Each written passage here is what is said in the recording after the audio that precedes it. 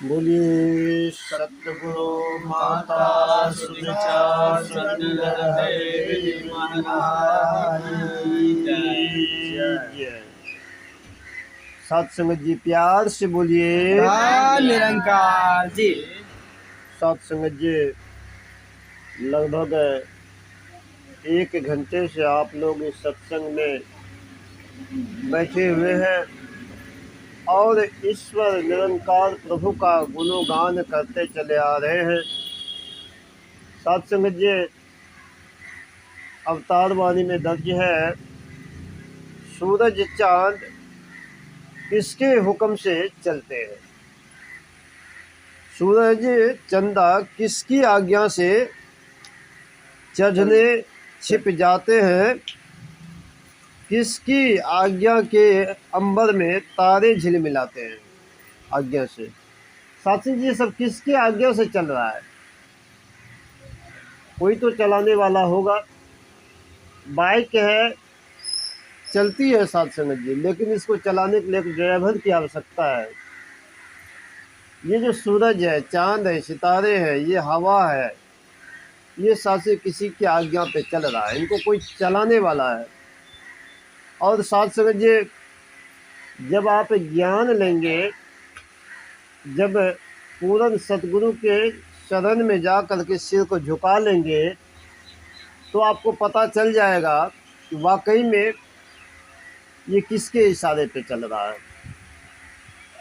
साथ संगत जी, निरंकार जो है घट घट में, पत्ते पत्ते में, डाली डाली में, ईश्वर अंश जीव अविनाशी। साथ संगत जी, ईश्वर कहाँ नहीं है?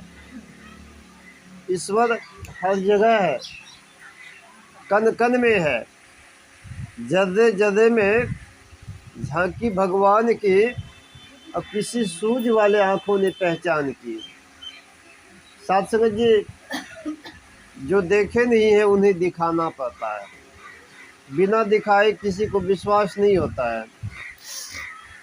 एक बच्चा जन्म से अगर बिछड़ जाता अपने माँ से या अपने पिताजी से, तो दोबारा 10 साल 12 साल के बाद उनको एक पहचान कराने वाला व्यक्ति चाहिए कि ये तुम्हारी माँ है, ये तुम्हारे पिता है। हम लोग भी जन्म जन्मांतर से बिछड़े हुए इस परमात्मा से, क्योंकि साथ संगत जी, ये 84 लाख योनियाँ है। पता नहीं कितने बार हम लोग भ्रमे हैं, कितने बार हम लोग इस परमात्मा के करीब आकर बिछड़ गए हैं। इसीलिए जो सच्चे संत हैं और उनके शरण में जब एक जिज्ञासु आता है और जब इस निरंकार को जान लेता है, ईश्वर को जान लेता है, तो वो यही कहते हैं कि कई जन्म से बिछड़े थे माधो, अब की जन्म तुम्हारे लेखे। कि जन्म जन्म तो हम बिछड़ चुके थे, अब की बार पकड़ लिए, पहचान लिए। जिस प्रकार साथ संगत जी, मेले में एक बिछड़ा हुआ बेटा, बिछड़ा हुआ बच्चा अपने पिताजी को पहचान ले, देख ले, तो साथ में उनका हाथ दोबारा नहीं छोड़ेंगे। क्यों? क्योंकि उन्होंने कष्ट को देखा कि बिछड़ने के बाद कितनी कष्ट है। बच्चे कह रहे अब हम जाएंगे कहाँ, अब हम खाएंगे क्या, घर हमको देखा नहीं, हम जाएंगे कैसे। अगर इस अवस्था में 1 घंटा भटक जाए और 1 घंटा के बाद वो अपने पिताजी को देख ले, तो साथ संग जी उसको आलिंगनबद्ध हो जाएंगे। जैसे गोद में होता है ना, पूरे चिपक करके कहेंगे पिताजी अब कहाँ थे, और पिताजी कहेंगे बेटे तुम कहाँ था। तो दोनों का जो साथ संग जी आपसी मेल होगा साथ संग जी, वो कुछ और ही होगा, आप कल्पना कर सकते हैं। ठीक उसी प्रकार से जब हम पिताजी को देख लिए, तो साथ हम पिताजी के साथ ऐसे चिपक जाएं कि पिताजी भी कहेंगे बेटे कहाँ था तो, तुझे तो ढूंढते ढूंढते मैं थक गया हूँ। तो साथ से हम भी जन्म जन्मांतर से बिछड़े हुए हैं इस परमात्मा के साथ। हम भी इस दुनिया की मेले में खो गए हैं, झमेले में। साथ समझिए, जाना अकेले में है, किस तरह से जाओगे? कोई किसी के साथ जाता है? नहीं जाता है। साथ समझिए, अवतार वाणी में लिखा, हे नर तेरा इस जहाँ में कोई न संगी साथी है, तेरे साथ कोई न जाए जान अकेली जाती है।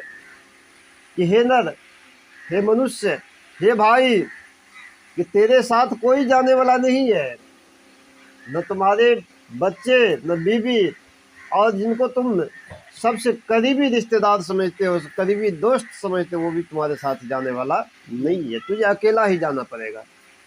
इसलिए साथ संगत जी, जब जानकारी मिल गई है, जब हमने परमात्मा को देख लिया है, पिता को पहचान लिया है, तो अब हमको क्या होना है, इनके चरण से जुड़ जाना है। और चरण से जुड़ने के बाद अब कहना है कि अब सौंप दिया इस जीवन का हर भार तुम्हारे चरणों में। साथी, अपने आप में सौंप देना है, मैं मेरा कुछ नहीं, जो कुछ है सब तोड़, और तेरा तुझको सौंपता तो क्या लागे फिर मोर। ये मोबाइल पिताजी का दिया हुआ है, और साथ ही पिताजी जब चाहे छीन सकता है। इसलिए साथ संग जी, सकल पदार्थ है घट माही, मूर्ख लोग पावत नहीं।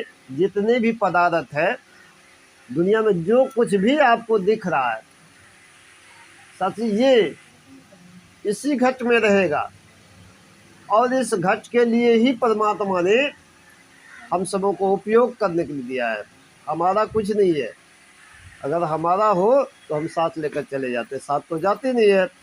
साथी, वो यही का यही रहेगा, वो रिपेयर होगा, रिपेयर होने के बाद फिर वो बनेगा, फिर बनने के बाद फिर उसको गला करके फिर बनेगा। साथ से वो बनता ही रहेगा, कारवा तो बनता रहेगा।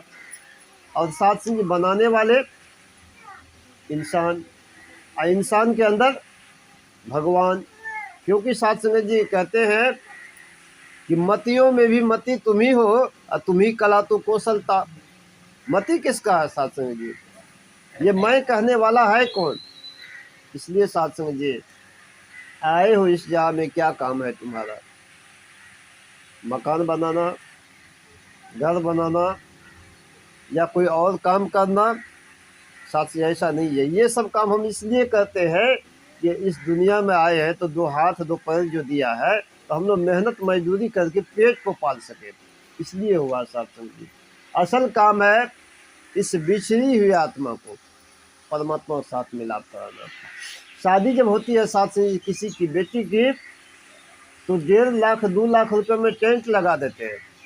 टेंट से शादी नहीं होता साथ समझिए, वहाँ पर साथ से ढेर सारे रिश्तेदार आ जाते हैं, और अच्छे अच्छे कपड़े, जो लड़की है उनसे भी अच्छे अच्छे तरीके से सज संवर कर दूसरा कोई भी होता है, लेकिन वहाँ पर काम किसका है, शादी किसकी होनी है, बेटी की।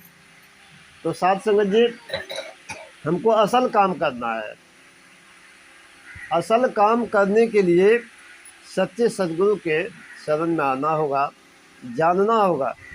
दूसरा कोई देखते हैं तो सोचते हैं पता नहीं ये लोग क्या कर रहे हैं, लेकिन साथ से सत्संग तो सत्संग होता है। सत्संग में कभी बहाना नहीं बनाना चाहिए, सत्संग में एकदम आना चाहिए। और जहाँ भी पता ले सत्संग चल रहा है, तो वहाँ ये मलाल नहीं होना चाहिए कि हमको तो मालूम ही नहीं, हमको तो किसी ने कहा ही नहीं। साथ से इस तरह का मैं मेरा का मान नहीं होना चाहिए। तो साथ से दास का कहने का भाव है कि हम लोग जानते हैं कि पिता की दी हुई वस्तु पिता कभी भी छीन सकते हैं। तो साथ संगत जी, जितने भी संसार में वस्तु है, जो कुछ भी है, यहाँ तक कि सूरज चांद सितारे भी आपको बता दिए, ये भी प्रभु के इशारे से चल रहे हैं, तो बाकी वस्तु की क्या बात है। तो साथ ही ये पिता का है, एक परम पिता होता है, परम पिता परमात्मा, जो परमात्मा है, भगवान है। एक पिता होता है संसारी। अगर आप अनबैलेंस चल रहे हैं, अगर आप सही तरीके से नहीं चल रहे, तो आपके पिताजी भी आपको तमाचा मारेंगे। जब आजकल तो ज़माना कुछ ख़राब हो गया है, तो साथ से अब क्या करेंगे, वो तमाचा मारने से पहले नहीं होगा तो पुलिस प्रशासन का सहारा लेंगे, नहीं होगा तो पंचनामा करा करके कि देखिए मेरा बेटा मेरा बात नहीं रखा, वो करेंगे। लेकिन साथ में इनके आगे, इस पिता के आगे, जन्मदाता पिता के आगे, हम जो ज़बरदस्ती भी आजकल होने लगा है कर लेते हैं। लेकिन साथ संग जो परम पिता परमात्मा है, इसके पास जो है नहीं चलता है। चले नहीं इनके घर चोरी, चले नहीं चालाकी, सबसे पहले लेन देन की रीत पड़ी है बाकी। तो साथ संगत जी सब कुछ देख रहे, यही है सबके जमा खर्च का सही हिसाब लगाता, और जो जितना कर्म करता उतना ही फल है पाता। तो साथ से ये निरंकार जो है ये सबके जमा खर्च का हिसाब लगाते हैं। तो अपने पिता के साथ तो हम तकरार कर सकते हैं, लेकिन परम पिता परमात्मा के साथ कोई तकरार नहीं। इनके साथ तकरार करेंगे, आप कह दीजिए इनका इशारा है बेटा तुमको 25 या 30 के स्पीड में गाड़ी चलाना है, आप ये नहीं मैं 70 चलाऊंगा, मैं 100 चलाऊंगा।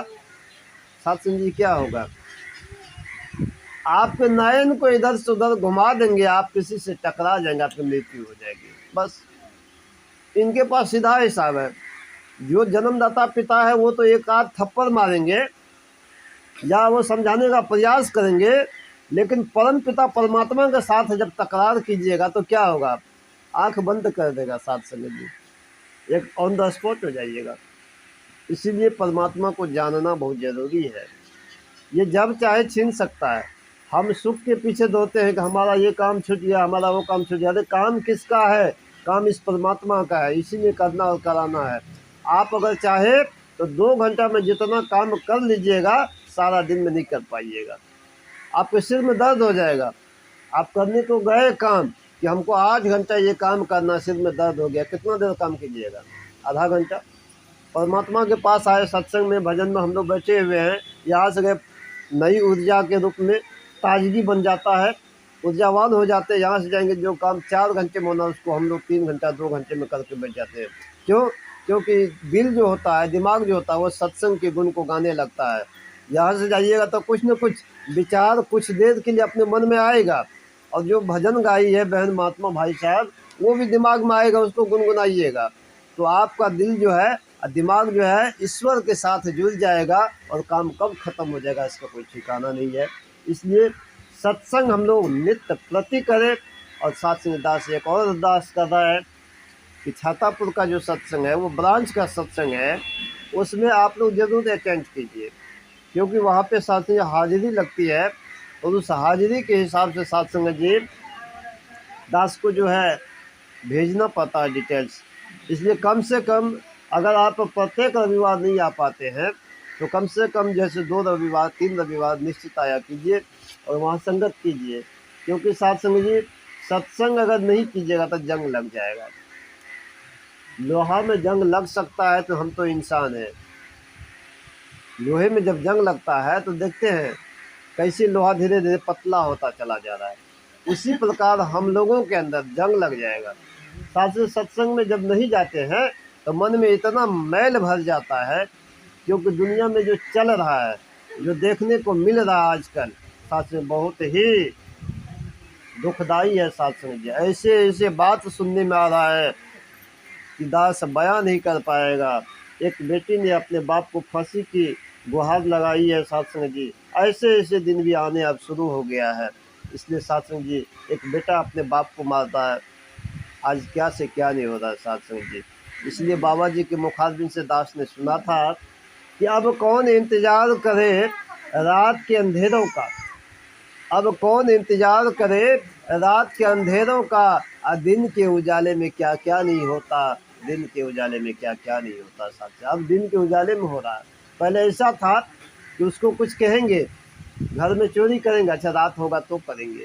अब तो साथ दिन में जाते हैं, हथियार सटाते हैं, लाओ, और साथ में पड़ोस में खड़े इंसान को भी पता नहीं चल पाता है, क्योंकि साथ से चुपचाप आते हैं, झोला से निकाले और सटा दिए।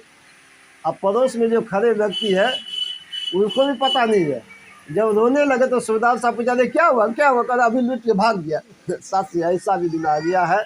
इसलिए दातार कृपा करें कि हम लोग इस परमात्मा के साथ जुड़े रहे। ये बाहरी चीज़ है, ये सब होता ही रहेगा, ये तो जहाँ में लगा ही रहेगा, आना किसी का जाना किसी का, ये होना वो होना, ऐसे होना वैसे होना, ये सब होता ही रहता है। साथ संगत जी ये जन्म जो मिला है, इस जन्म को हमको सफल करने के लिए परमात्मा के चरणों में सिर को झुकाना है, सच्चे मुर्शद के चरणों में सिर को झुकाना है और इस परमात्मा को जानना है। साथ संगत जी तभी जीवन और ज़िंदगी सुहेला होने वाला है। साथ से ये दास अधिक शब्दों का सहारा नहीं लेगा। जो भी संत महात्मा यहाँ आए हैं सबों के लिए दास अरदास कर दे, माता जी कृपा करे, रहमत करे, बख्शिश करे कि सभी संतों को तन से, मन से, धन से तीनों प्रकार की खुशियाँ देते हुए संतों के टोली में बैठाए रखे। साथ से बोलिए, प्यार से बोलिए। वाह निरंकार।